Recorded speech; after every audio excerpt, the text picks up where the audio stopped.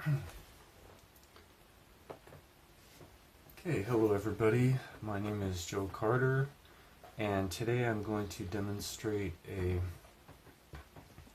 mission playthrough example for my Firebirds Gunship Wargame. It can be played as solitaire or two-player. It is print and play, and it's available on Wargame Vault right now. So let's go ahead and get started. I'm going to explain the components first. Here we have the travel zone map, and then the fuel burn map, and then we have the metals up here. There are two for chopper 1, chopper 2. Usually chopper 1. I just say chopper 1 is the cayuse. Yeah, let me explain first. Let me go up here first to explain the helicopter types. This is a Cayuse OH-6A Scout helicopter, and this is an H-1G Cobra gunship. And then in this game, you fly basically a hunter-killer team in South Vietnam during the year 1969 for the United States Army. So you try to complete a 1-year tour of duty. You can choose to be the pilot of either the scout or the gunship, and or you can do 2 players.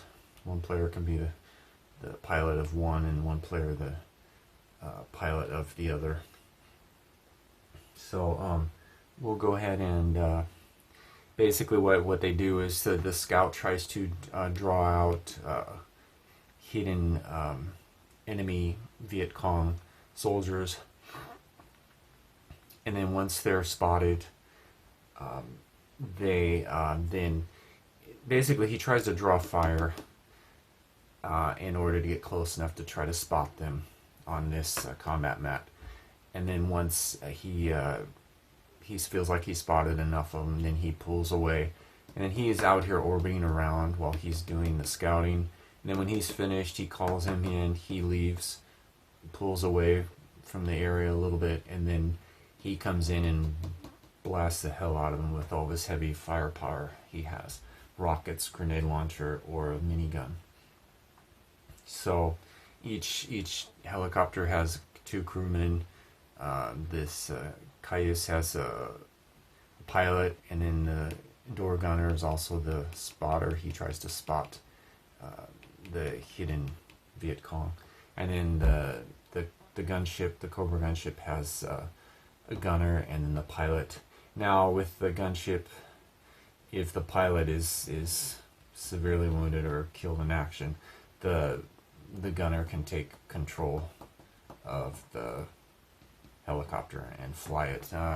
With this, if the pilot gets killed, the helicopter immediately goes down, and there's a good chance the door gunner will die in the crash, because he's back here in the back passenger compartment, and so it's not like he's at the controls. Here they both have the controls for the helicopter. They can both control it from their seat. So let me go ahead and explain these mats before we go down here. These are the damage areas, the different parts of the helicopter that can get damaged. We have main rotor blades, cockpit controls, instruments, radio. M60 door gun can get hit. The cargo section controls can get hit. We have the engine, fuel tank can take hits. If the engine's hit, there's a chance that it'll catch fire or seize up each travel zone on the map, on the mat. And then if the fuel tank gets hit, it's a extra 1 fuel box per travel zone. So you can really burn through it quick if it takes a bunch of hits.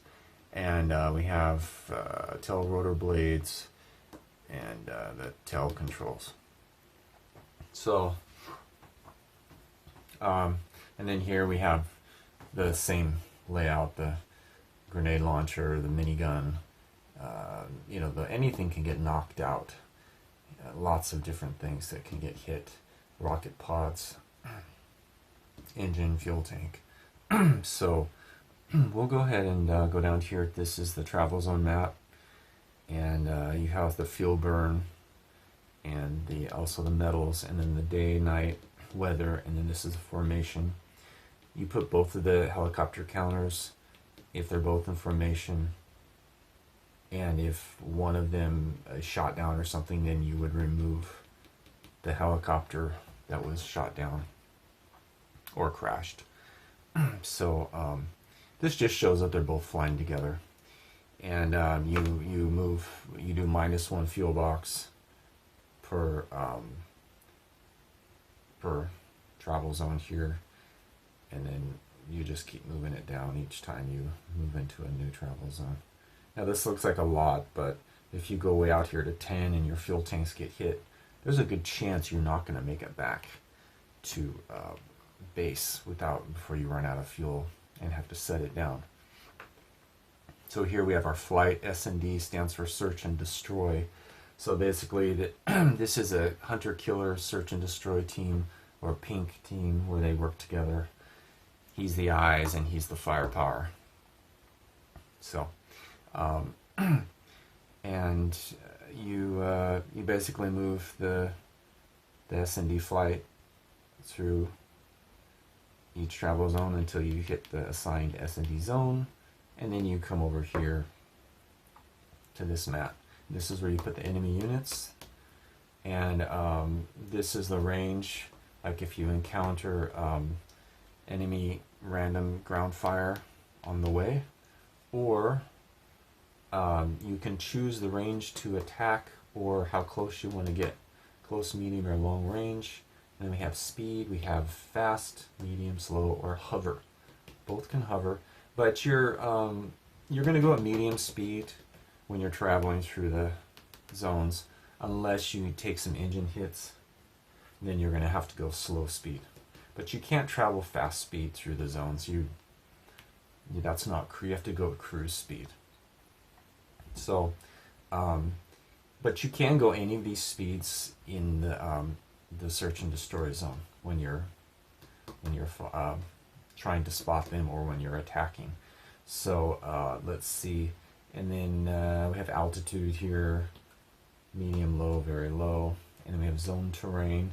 There are in the Mekong Delta region of South Vietnam.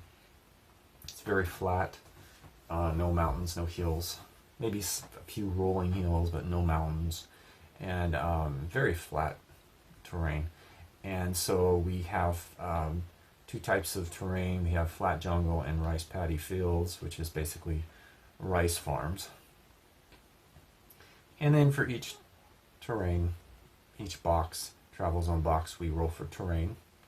And then it can have a river, yes, river, no. So sometimes there's a river. And I will demonstrate how this all works. So don't worry, I'll show you how it does. And then, like I said, we have day, night, weather. Okay. And we have the weapons up here. Attacking, you can only use one attack per combat round. So if he can only attack one unit. So if there's 4 or 5 units, he can only attack one unit with one type of weapon. He can't, like, rockets, grenade launcher, minigun, all in the same combat round. You have to choose one type. Normally you would choose rockets first. They're the most powerful. So you're going to use up your rockets. So you can do 12 attacks total. And I recommend going with this is the most powerful, this is the a little bit less, and then this is the least powerful, the minigun. So you're going to just go through and attack as many times as you can, make as many passes as you can. So let's see, this is the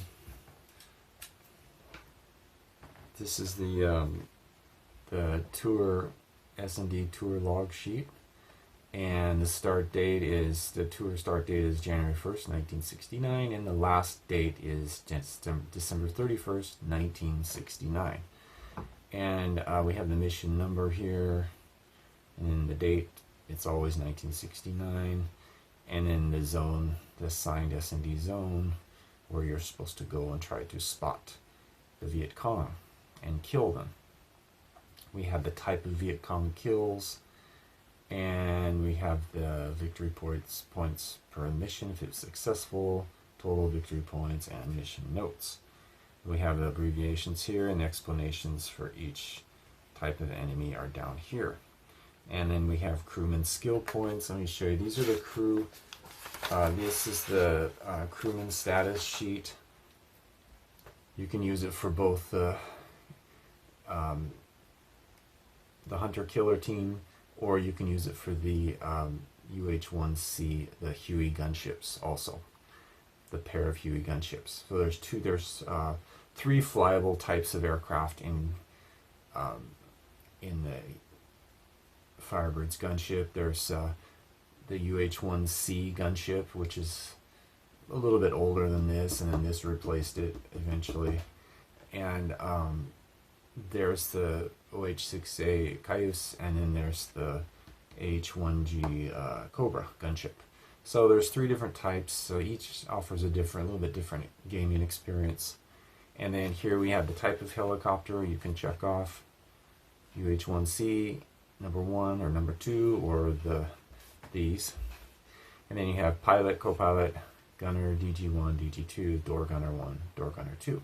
And so for the Cayuse, it would always be door gunner number 1, because there's only one gun in the M60. So and then we can put the names here. Actually, I didn't do that. I forgot to roll their names. So let's do that real quick. I can find the tables. We have a tables book. It's a tables-based book. Let me show you this real quick before we roll the names. And you just follow the tables in alphabetical and numerical order. It's very simple to follow. All the rules are integrated. Most of the rule, about 98% of the rules, are integrated into the tables as notes. So it's very easy. There's practically nothing to memorize. The rules are always right in front of you. You just flip through, you follow it in order, unless you need to skip, like if wounded or helo damage. It's going to tell you which table to go to, and then you roll for damage, and then you flip back to where you left off.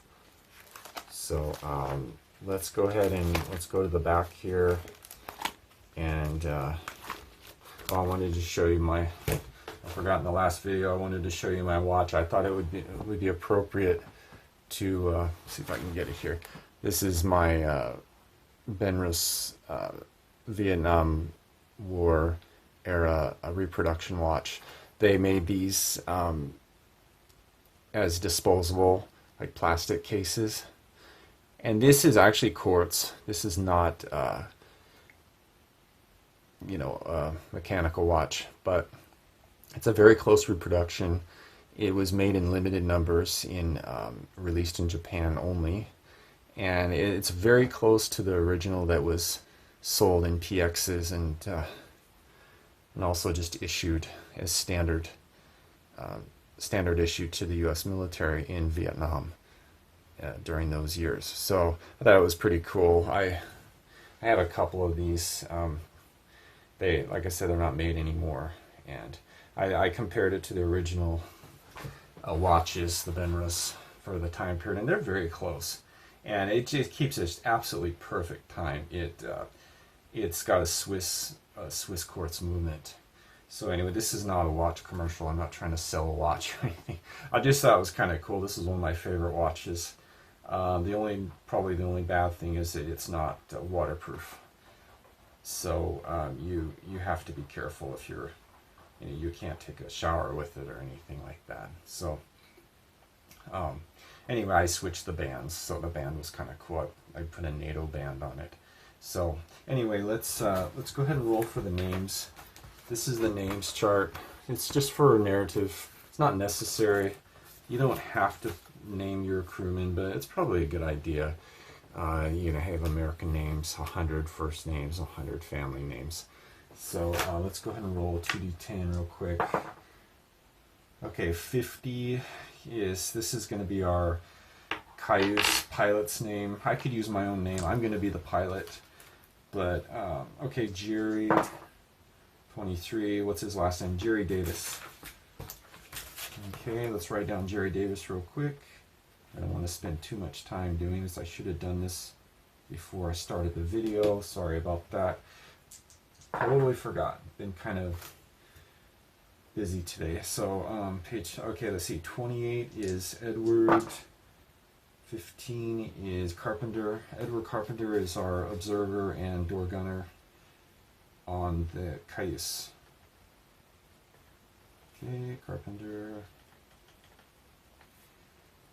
And next, pilot for the, the pilot for the Cobra gunship. His name is 09. Bernard 0909. I didn't roll that good. Okay, let's roll that again. Okay, let's redo that. His name's too close, sounds too close to the... Okay, 17 is Curtis. 83. Curtis Smith. Okay, he's the pilot. That's the pilot's name for the gunship. Common name. And then the gunship gunner is 47. His name is Jack. Oops, I just dropped the die. Okay, Jack 16. Jack Carter. Huh. That's my last name. But my first name is Joe. Okay. Jack Carter. Okay. And then they're all their start dates are on January 1st. And so we'll go ahead and get started. We are I already rolled. I set up the date for the first.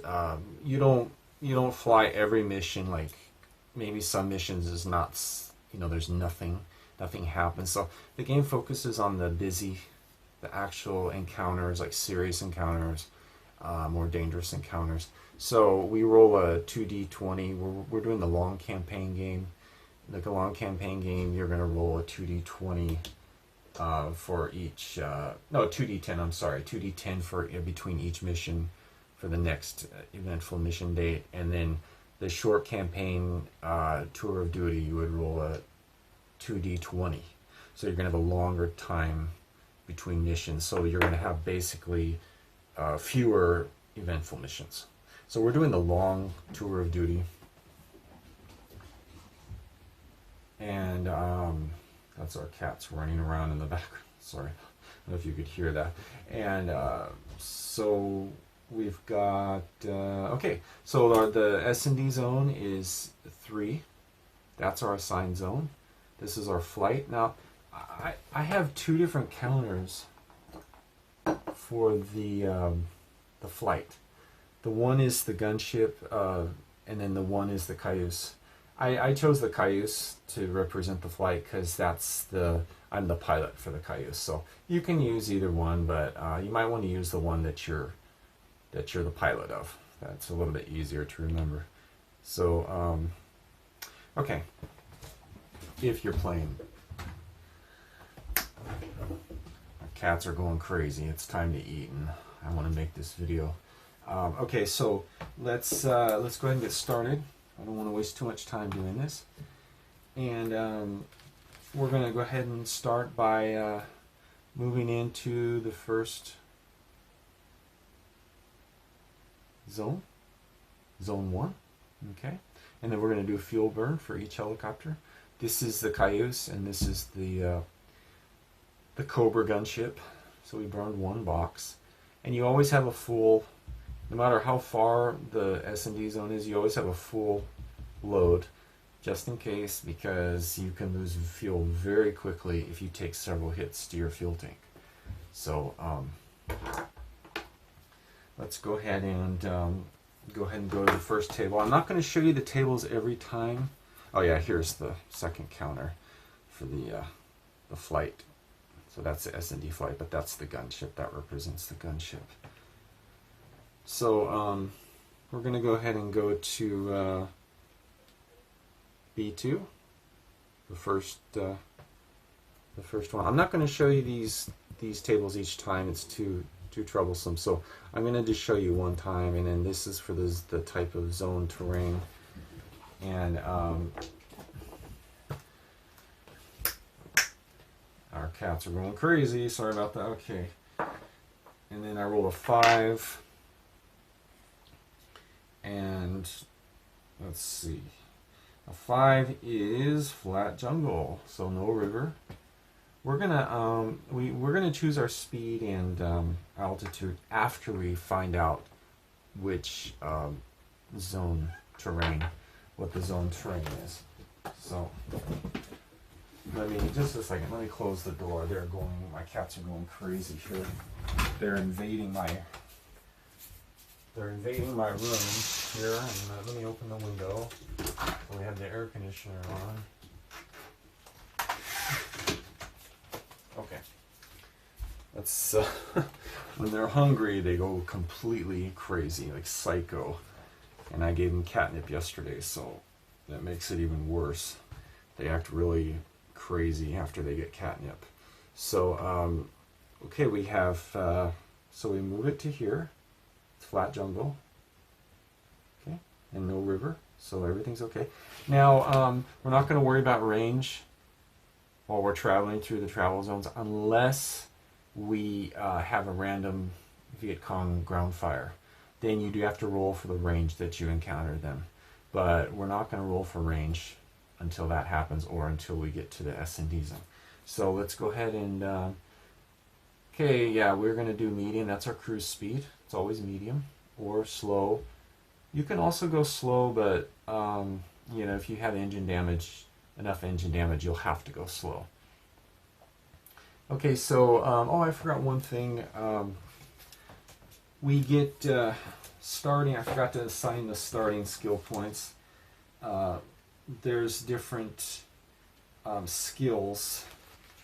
Let's see here. Here we go. This is the new game setup here. And then we start with a tour of duty. Okay, and it's going to be 19... Yeah, that says 1960. Okay, it should say 1960. Yeah, 1960. Oh, that's an error. This is my playtest thing, so I think the error was fixed. And oh, actually, it's wrong. Okay, I'm in the wrong table, sir. That's the Huey gunship. Okay, here we go. Yeah, 1969. Okay, and then we start out with 2 crewman skill points. 1 skill point per chopper. Now you can assign different skills to the different crewmen to increase their you know, their skill. So for the Cayuse, you have piloting, spotting, evasion. Evasion is if they get shot down or crash land, they have a better chance of evading the Viet Cong. And then the door gunner for the Cayuse is gunnery, spotting, and evasion. You can max these out at 5 points each, but you can't go above 5. And then this is for the AH-1G pilot, has piloting, gunnery, or evasion, and the gunner has gunnery, piloting, and evasion. So they don't have spotting for the gunship because they were already spotted. Okay, so we're going to assign 1 point each. I think we're going to go ahead and assign, we're going to go to our sheet here.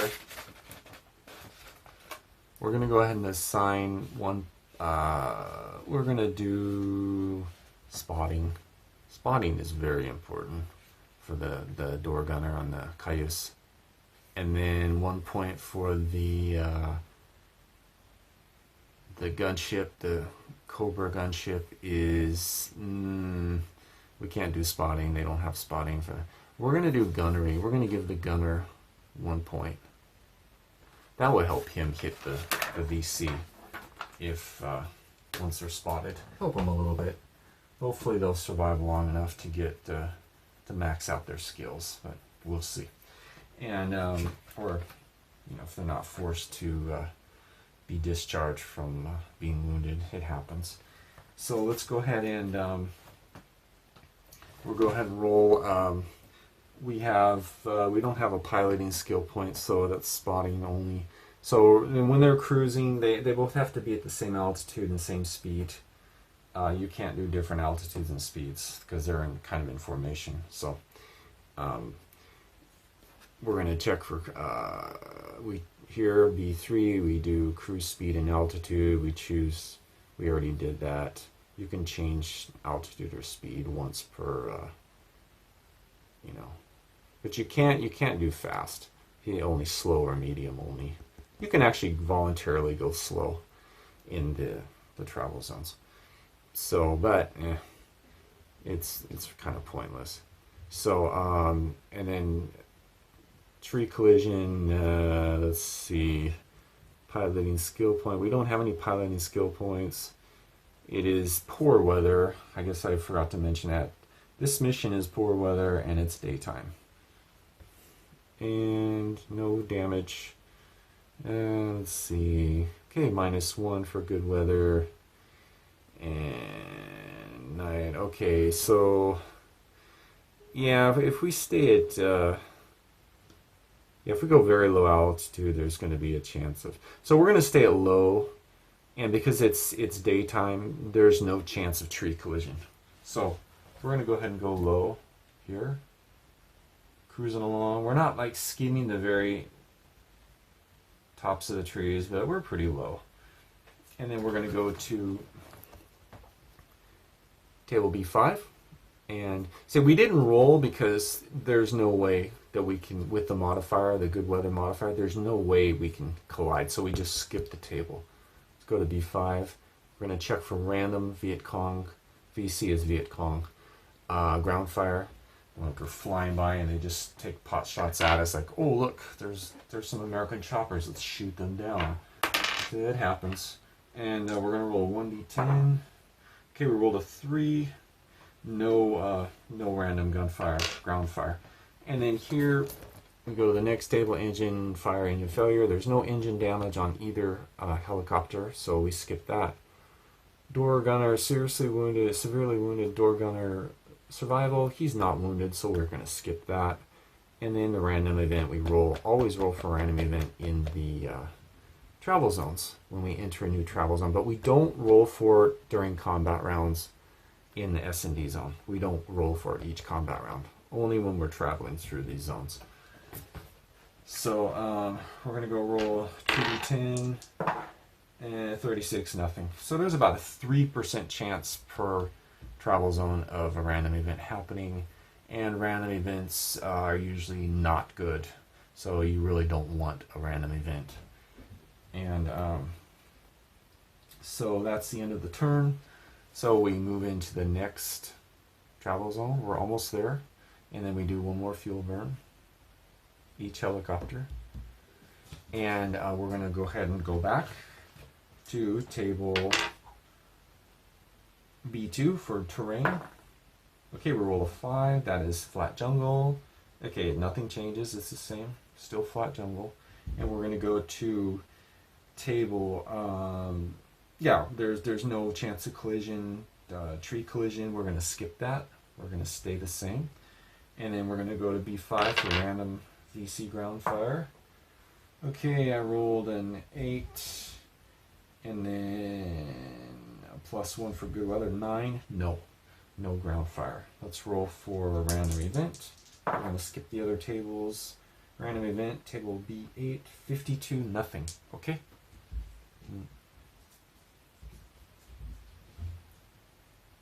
Okay, we're in the. Just 1 second, please. Sorry about that.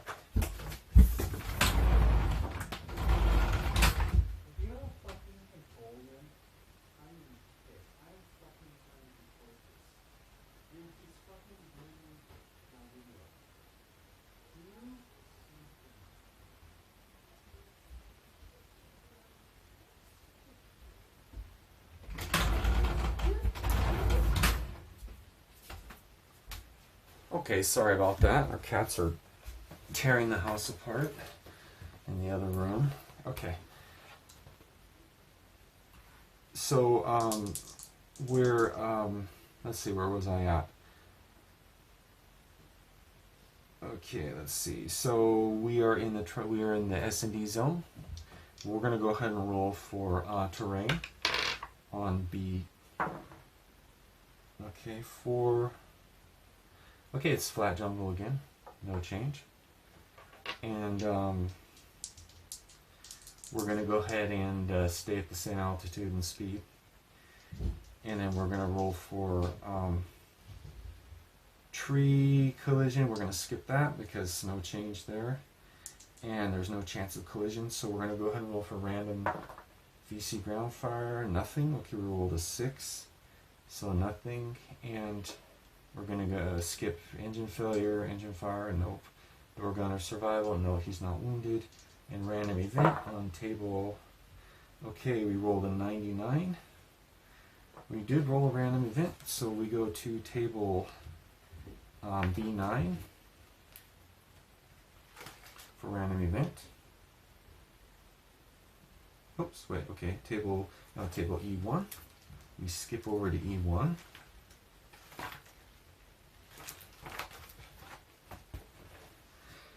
And we're going to roll for random event. Roll 1d6. Roll a 6.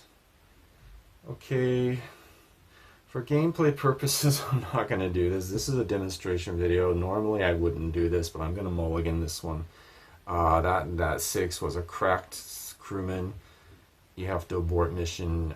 He cracked under mental fatigue, combat fatigue, whatever you want to call it. So we're going to skip that. Okay, and okay, we rolled a 4. So crewman increases one of his skill points. Player's choice. Okay, we can do that at the end of the mission when we get back to base. So we'll write a +1 skill. Okay, normally I don't want to do mulligans, but this is a demonstration video, so we don't want to ruin the mission. I want it to play through and at the best that we can. So, okay, now we're in the zone.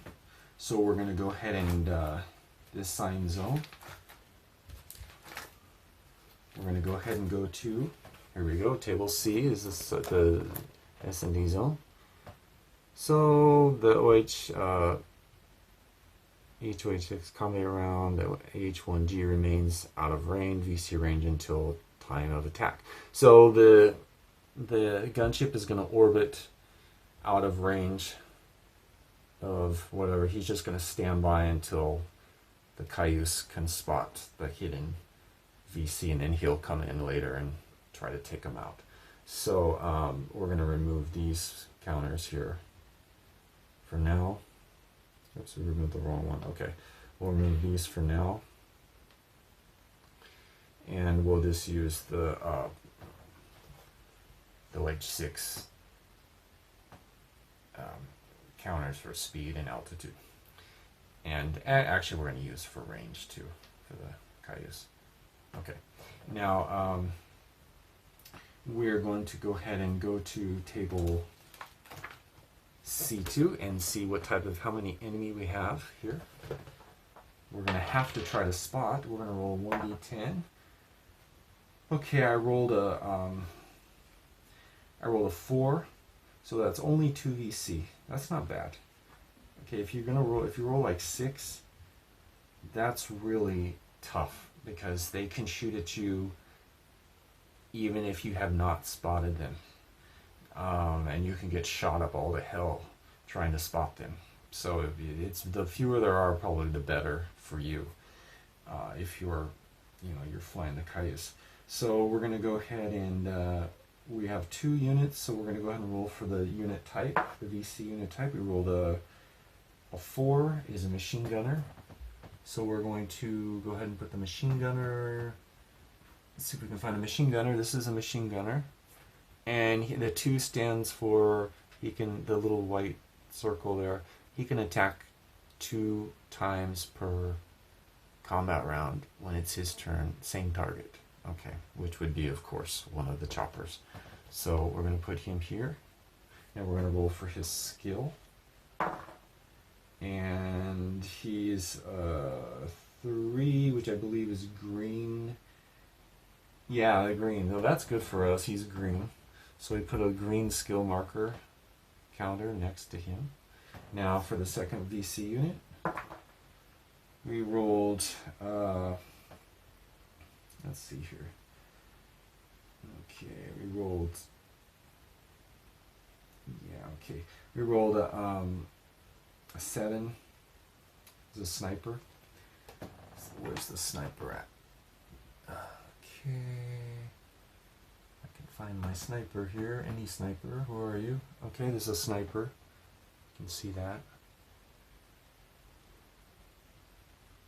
Okay, and let's roll for his skill.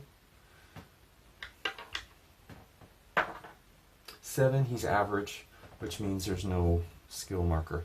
Now we're going to put these hidden counters here as reminders that they have not been spotted yet. That's our job. That's the Cayuse's job, is to spot these guys and then mark them with smoke canisters, drop smoke canisters on top of them, and then have him come in and blast the hell out of them. So, okay, we're going to go ahead and start the first combat round. And what we're going to do is we're going to put all of the, these are the draw cup counters. VC stands for Viet Cong, number 1, number 2, and then we have this OH6A. So this is the order of movement and attack. It's randomized from the draw cup. So before we begin, I have to first, let me show you here. You have to choose OH6A, speed, altitude, range before you do tree collision check and yeah, and then you can do scouting, and then you have to draw for unit order of attack. So you can always scout first, try to spot them, but if you want to use your M60, you only have two ammo units for firing the M60. It doesn't hold that much. It's just a door gunner, just one door gunner, and you're a spotter. So you're going to have to roll for, you know, to see who attacks first. But we always do the scouting roll before we do that. Okay, so we're going to choose our speed. We're going to take a major risk here. We're going to go hover. That'll make us you know, a sitting duck target, but we have a better chance of spotting the slower and lower we go. We're going to go close range. Now we might get shot up doing this. This is very, very risky. And we're going to stay low. We're going to go hover speed, close range, and we're going to go low. We're not going to go very low. If you're at hover speed, yeah, we're going to go very low. I just want to demonstrate the riskiest move in the game. Okay, when you go low, hover, and close range, that puts you at total risk of getting shot down. But we might be okay because there's only 2. Maybe we'll be okay. And so we'll, and when you're at hover speed, there's no chance of tree collision. So we can skip the tree collision table C4, and then we'll go ahead and go to table C5 for spotting. We're going to roll for each unit, each VC unit, roll a 1d20, and we have 1 spotting point, a skill point, our door gunner, so we'll get a modifier on that. Okay, we have our modifiers. These are all of the modifiers we have. There's a lot of modifiers here, and I have this DRM, I'm shaking the camera there. We have this DRM calculator. Maybe you've seen this in some of my other videos, and you can move the marker back and forth to calculate minus, plus, plus, and wherever it ends up, that's the modifier you apply. Okay, but I'm not going to use that. I can do it in my head usually, unless there's a whole bunch and then I use it. So I'm going to roll 1d20. Oh, I rolled a 20. No mulligans. Ah, okay, there we go. Rolled a 20, amazing. So he is automatically spotted if you roll a 20. And if it's a 1, it's automatically, yeah, okay, just a 20. Okay, so he's spotted. Wow, that was lucky roll. Okay, now we're going to roll spotting for him, for the sniper. 19. Okay, I'm not doing mulligans. I just want to show you it's a 19. It's my lucky day. Okay, I spotted him too. Wow, usually you don't spot him that quickly. Okay, they're both spotted, so that means we dropped the smoke markers on them, meaning we removed these. They're no longer hidden. Okay. Now, if it's like night and bad weather, it's really difficult to spot them. Okay.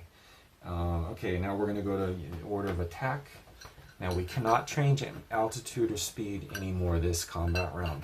Only once before the spotting. Okay, we pulled the OH6, the Cayuse. Okay, we're gonna use our M60. We're going to target. We only have 2 shots, so we can only shoot 1 per combat round. So we'll move this out of the way. We'll just put it down here like that. That means we fired it, and we're gonna attack. It doesn't really matter. The machine gun's maybe a little deadlier because he gets 2 shots, but he's green, so we'll target him. Okay, we're gonna go to table C7. Okay, targeted VC must be spotted. So if they're hidden, still hidden like this, you cannot attack. They have to be spotted to be able to attack them with the M60, the door gunner. Okay, so we're going to go ahead and roll 1d20. Okay, I rolled, let's see, let me do that again. Sorry about that. Okay. Okay, roll 14. Now you can suppress them. Suppressed means they can't attack that combat round if it's not their turn yet, if they haven't been drawn from the cup. So I rolled a 14 is a miss, but we have some good modifiers here. We have good weather? No, we have poor weather, okay. Okay, we have no gunnery skill point. Let me see if you can see that. Okay, we have very low altitude, +2, close range, +3, that's +5, and we're hovering, +8. They're not suppressed, so we don't get the +3. So we have a +8 and a 14. So he is KIA. We actually killed him with the machine gun. The M60 door gunner. Wow, that was actually very good. And so we killed him. We marked that kill on the thing. So he was what was he, a machine gunner? So with the MG, we mark a 1 MG machine gunner killed, and we can go ahead and remove him from the map because he's dead. Okay, now obviously we're gonna remove. This is VC1 from the draw. We're going to remove him from the game. He's no more. Now we're going to go ahead and just pull him out because it's his turn. Of course, he's the only one left in the draw cup. So he's going to attack. We can put this here if you want. It doesn't matter. He's going to attack the Cayuse. We're going to go to table. Let's see. Yeah, table C8. We're going to roll 1d10. Okay, we rolled a 10. That's an automatic hit. So the sniper hit us. This is the sniper. So for a hit, we're going to go to... that was a lucky shot, actually, but he was a sniper. He did get a little bit of a bonus modifier there anyway, even if it wasn't a 10. We're going to go to the damage tables. Let's see, yeah, here's the damage table. So we're going to roll for which section of the chopper got hit.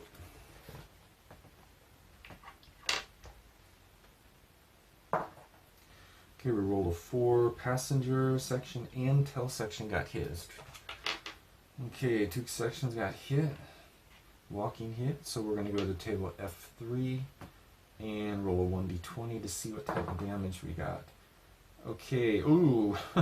Okay, the fuel tank. One of the fuel tanks was hit. Okay. So we're going to mark fuel tank. Now we'll have to remember that traveling back, because we'll lose 1 extra fuel box. And then now we have to roll for fire check. Every time the fuel tank gets hit, you have to roll for fire. Let's see. Yeah, okay, there's a 10% chance, but there's a +1 modifier per previous fuel tank hit. Oh, actually per hit, so it's +1, so we roll a 5, +1 is a 6. So there's actually a 20% chance right off the bat. So we rolled a 6 and nothing. So it's just leaking. And now one thing I need to point out is you do not burn fuel in the S&D zone, only when you're traveling through the travel zones. Even if it's leaking, you don't do that, because they're not in there that long. It's not like you're traveling long distances, so you don't have to worry about fuel burn when you're doing combat. Okay, now we need to roll for the tail section. That was the 1, and then tail section is table F4. We roll a 1d10. Okay, we rolled a 5. That's a tail rotor blade number 1. Oh, wrong helicopter. Okay, if we get 2 tail rotor blade number 1 hits, the helo goes down. We're crashed. They lose control, and that's it. So this is very risky. If you're taking on a lot of units, there's a good chance you'll get shot down. So you have to be very careful. This was also one of the deadliest jobs, besides the medevac, dust-off medevac pilots or crews. The scouts were shot down a lot. So it was also one of the absolutely most deadliest jobs to do. They had very heavy casualties also. So okay, that combat round ended. We're gonna he's spotted, so we're gonna go ahead and pull back and let the gunship come in and take him out. He's just sitting there. There's smoke around him. Gunship, we call him the gunship. Now, before we can do that, we have to go to long range.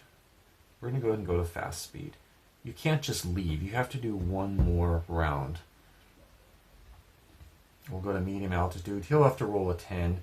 We're not going to attack. We're not going to waste the time. Okay, rolled a 9. That's a miss. He would only hit us at a 10 at these distance and range. So, okay, we are now out of the range. So we're going to go ahead and go slow. We're going to switch to the H1G. Very low. Okay, and we're going to have to put the VC1. So it's basically a sniper against a Cobra gunship. I think the sniper has a chance in hell, but who knows? Maybe he get a lucky shot and take him down, but I doubt it. So we'll go ahead and put the gunship draw cup counter in the cup, and VC2. That's the sniper. He goes in, and we go to table. We simply skip to table D tables. It says H1G combat, so we're not going to use these tables anymore. Yeah, we're not going to use the scouting and all this. So then we have a separate tables for the H1G. So we're going to go ahead and pull the draw cup. Okay, we'll remove this from the game here. And okay, it's his turn, so he's going to come in. We're going to use rockets, of course. And we'll remove one rocket. We can only fire one weapon per combat round. We'll put that up here. And we're low, good weather. Okay, no, it's not good weather. Let's see, we're at slow speed, -2. So I'm calculating the modifiers on table D2. And so there's no chance of tree collision, no problem, because we're going slow. We're going to go ahead and go to table D4 because it's our attack. We're going to roll a 1d20. Rolled a 2. That was a very bad roll, but let's see. We have rockets is a +5. Okay. No, we missed. Wow, we just wasted those rockets. Totally missed the sniper. Now it's the sniper's turn. Sniper's going to roll a 1d10. Roll a 7. Yeah, that's a miss. Oh, I don't know. Let's see. We'll check. That's close. We'll go where we just rolled on.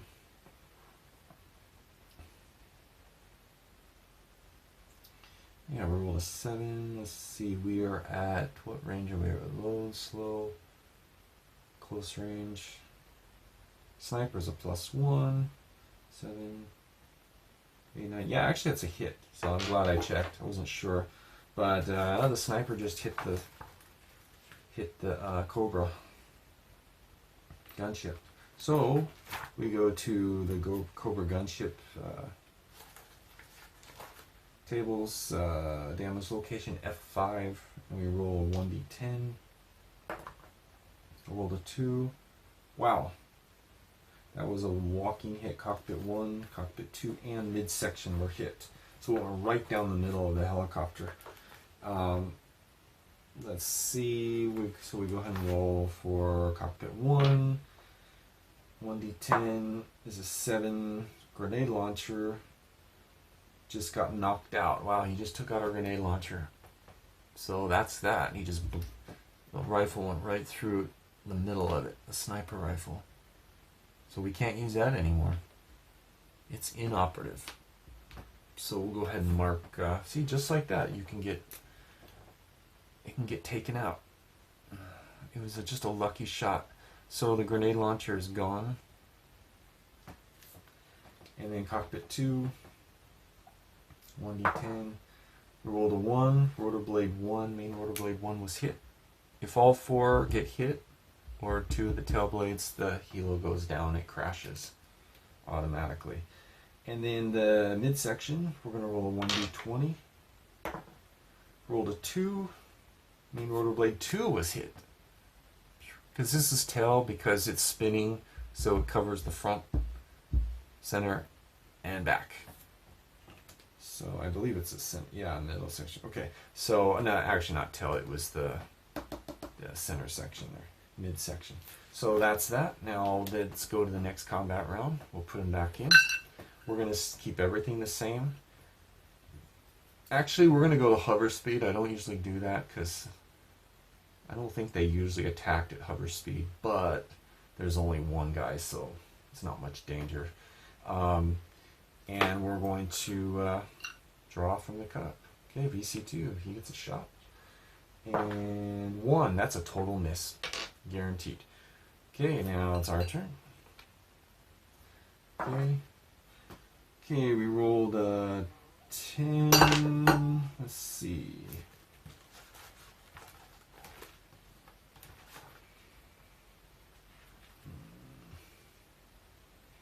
Okay, we rolled a 10, and we have modifiers. We have +3 at close range, very low altitude, that's +5, hover speed, +8. 18, which means he is suppressed 4 combat rounds. Suppression means he cannot attack, but he already attacked, So remember that you lose 1 suppression per combat round. So the next combat round, he's going to have 3 suppressions. So we'll start the next round, and we're not going to even draw because he's suppressed. He can't do anything. So we automatically will put this up here. We automatically attack again. Next combat round. And we're going to... Oh wait, we launched the rockets. Okay, I forgot about that. Okay, now we're going to use rockets again. We have 1 set of rockets left. Okay, that's a 14, and that's rockets, so we get a +5. Yeah, he's killed in action. He's dead. So we just took out the sniper, direct hit with the rockets. He had no chance. It was an expensive kill, US taxpayers, but you know, about $20,000 per VC kill. It's just taxpayer money. So we got us another kill, so we're going to write down 1 for S for sniper, and that's it. The mission's over. So we're going to go ahead and head back. Mission accomplished and successful. We're not going to use these anymore.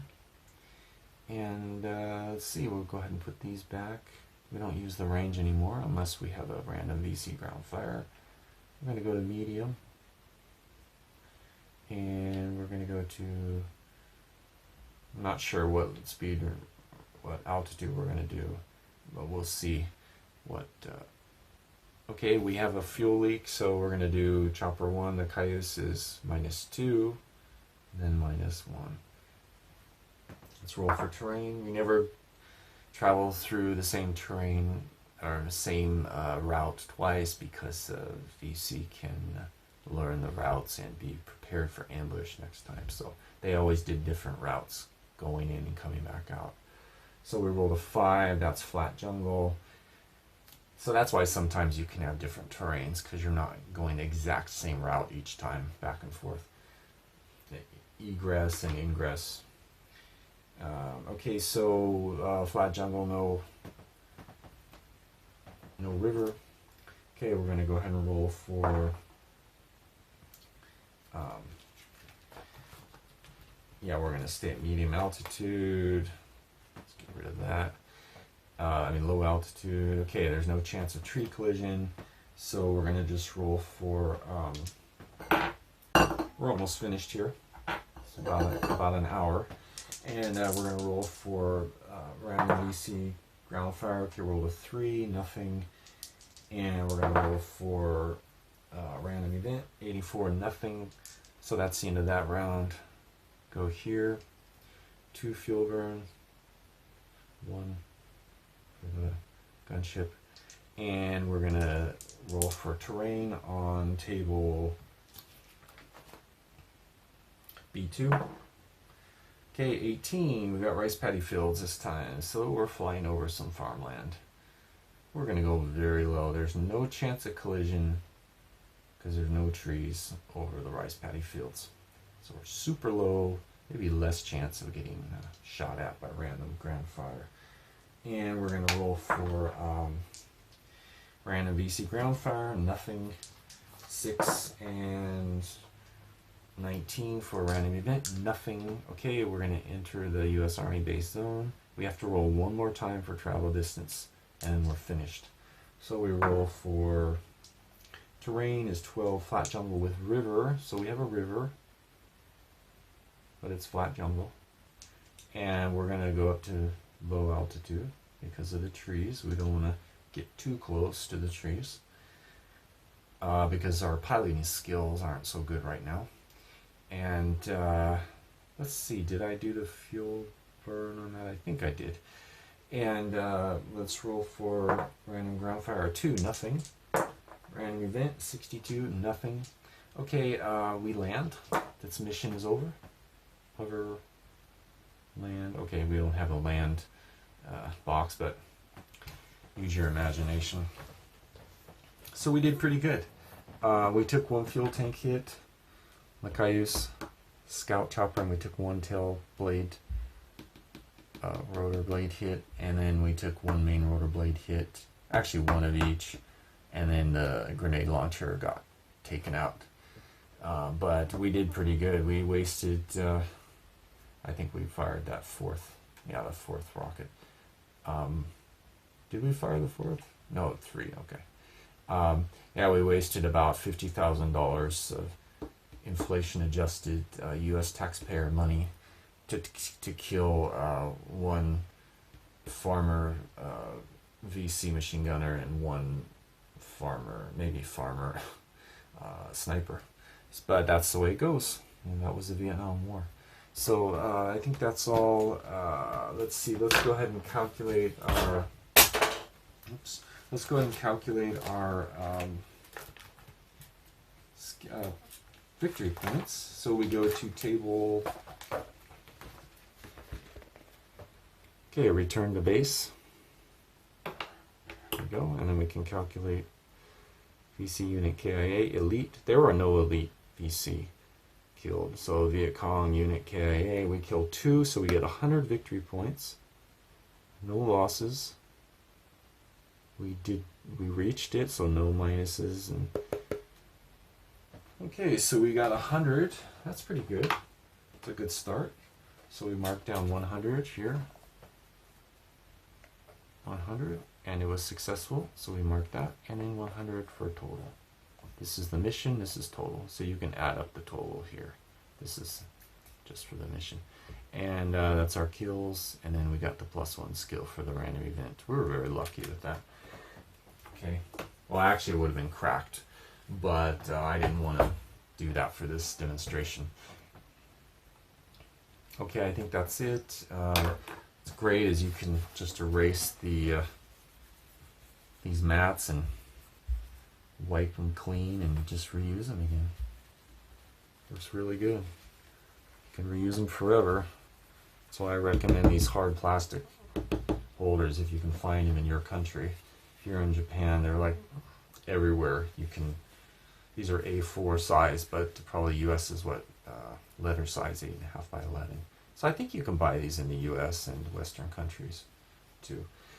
So I believe that's everything, and let's go to, yeah, we had no losses. If you have a crash, OH6, you have to go to inquiry, and then you might be relieved of command if you lose too many helicopters, if you keep crashing or get shot down. So final scoring, we're at the long game. We have 100. So we're doing poor still. And medals, I don't think we got a medal. No Purple Hearts, no wounded. Long game, our first medal, Cross of Gallantry, would be 250 victory points. So no medal yet. We got a little ways to go for the next medal, for the first medal. And I think that's all. I think we did pretty good. We earned, our mission was successful because we did kill at least one VC. And we get +4 crewman skill points per successful mission. Long game. So we got +4. We can use those, we can assign those to either crew. You know, maybe 1 to the pilot and then 1 to the gunner. You can mix them up and assign to whoever you want. You can assign them all to one or the other, or just save them. You don't even have to use them right away. But I do recommend using them because they're very useful. So that's it. And thank you for watching, and I hope you enjoyed the video. It offers a different game experience compared to you know, the Huey gunship, and of course compared to the gunship Huey, the other game title, you know, for this flying this air cavalry Huey, or the medevac Huey, picking up evacs, wounded evacs. So each helicopter offers a different experience, and there's a lot of replayability because there's so many variables because of all the modifiers and all the random enemy setup, and you know, just all the different types of damage that can be sustained. So no two missions, probably no two missions will ever play the same.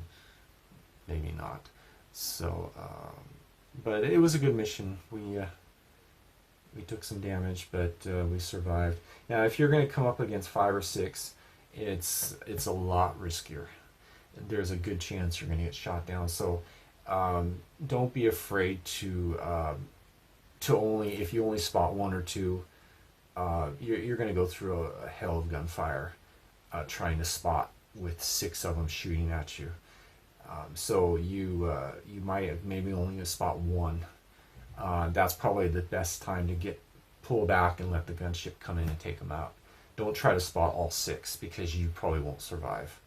If you can spot 1 or 2, take out 1 or 2 per mission, VC kills, you're doing great. Don't try to kill, if there's 5 or 6, don't try to kill them all because, like I said, there's a good chance you're not going to survive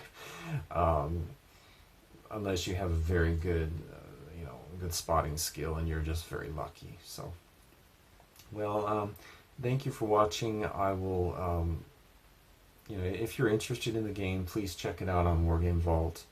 There's a lot of replayability. It's pretty realistic. I think it's not it's not like a simulation. It's I try to find a balance between simulation and gameplay.